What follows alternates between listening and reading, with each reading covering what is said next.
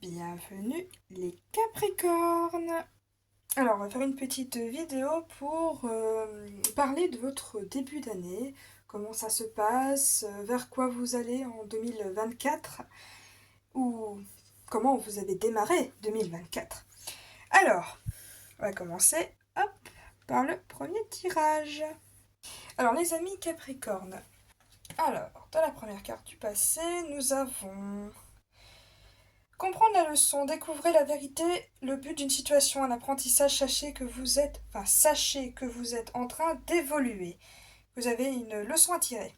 Ici, il peut se passer des bouleversements, il peut se passer du conflit, de la confusion avec certaines personnes, des disputes, une incertitude dans le but d'une situation. On est frustré, on a envie de se plaindre, mais ayez confiance, demandez lui plus de clarté à la personne avec qui vous avez des conflits et soyez convaincu que le temps vous permettra de comprendre les leçons de cette aventure désagréable que vous vivez peut-être avec quelqu'un avec qui vous avez des conflits ou des ennuis.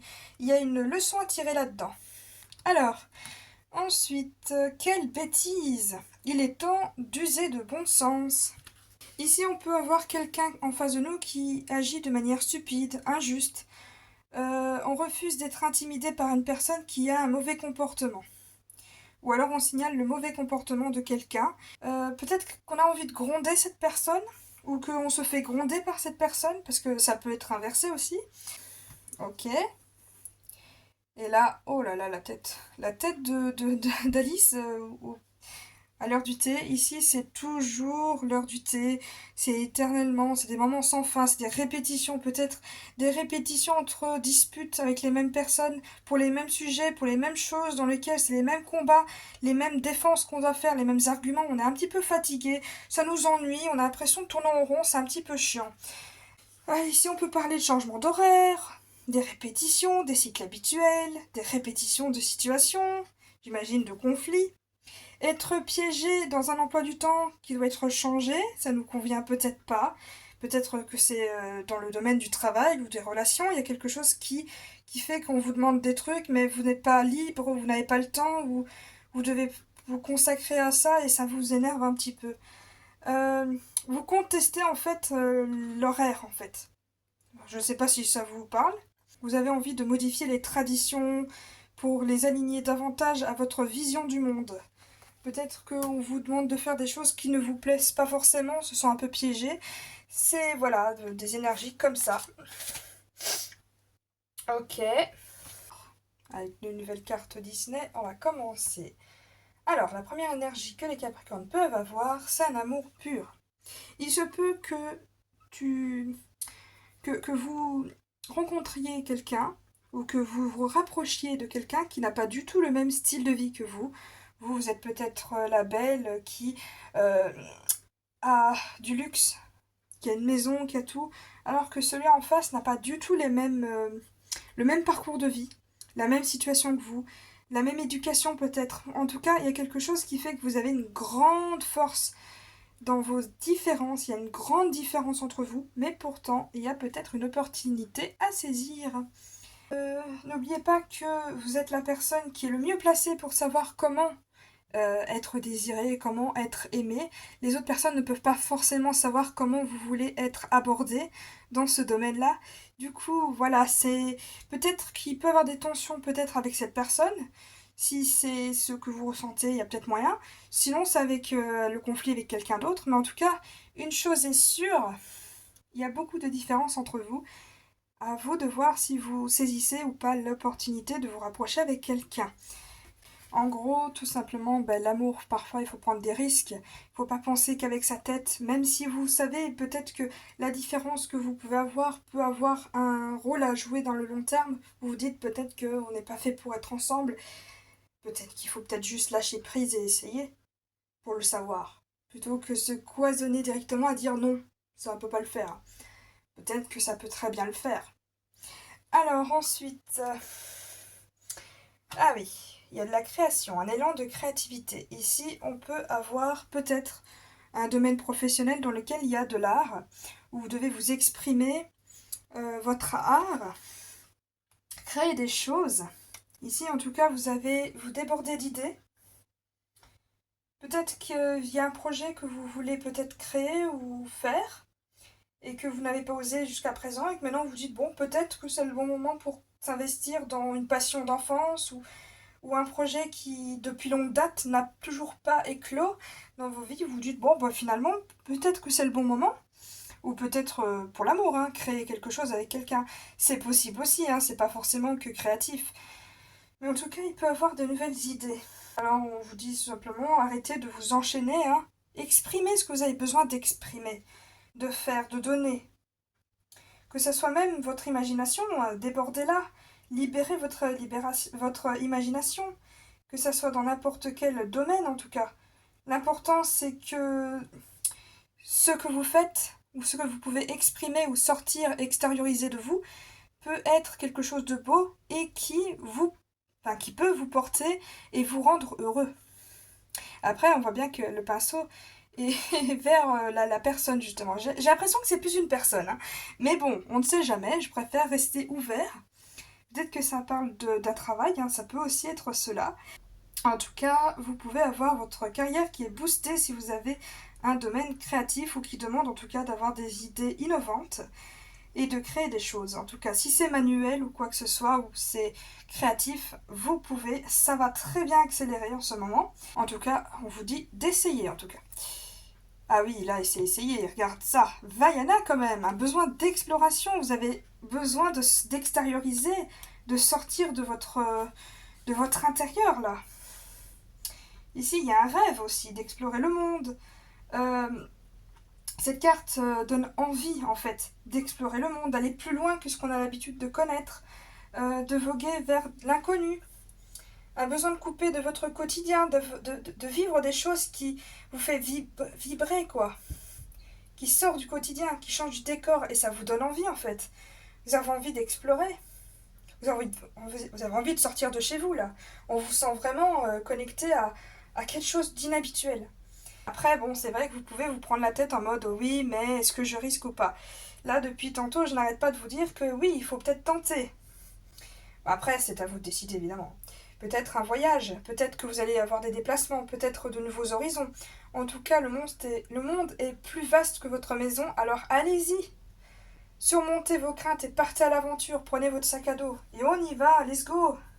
Après tout, cette aventure risque fortement de vous plaire, de vous apporter du bonheur. Alors, le message est passé, je pense. Alors, maintenant, on va les faire. Hop. Votre domaine sentimental. Alors, dans l'énergie sentimentale, on voit déjà que vous avez la même énergie que le cancer avec le diable. Alors ici, on peut parler de... peut-être que vous vous laissez aller dans vos vieux vices, dans ce qui est mauvais en vous, vous vous laissez peut-être déborder, aller dans l'excès, de choses qui ne sont pas forcément bien. On peut jouer avec sa santé, avec votre bonheur, on peut jouer avec le bonheur aussi. N'oubliez pas que vous pouvez vous faire plaisir, il n'y a aucun problème, mais parfois il ne faut pas aller dans l'excès. En fait, il faut réfléchir aussi à ce que ça vous procure. Est-ce que ça vous fait du bien sur le moment ou à long terme? Le plus important, ce serait de faire quelque chose qui ne nuise pas à votre santé, qui ne nuise pas à votre bonheur et qui soit à long terme.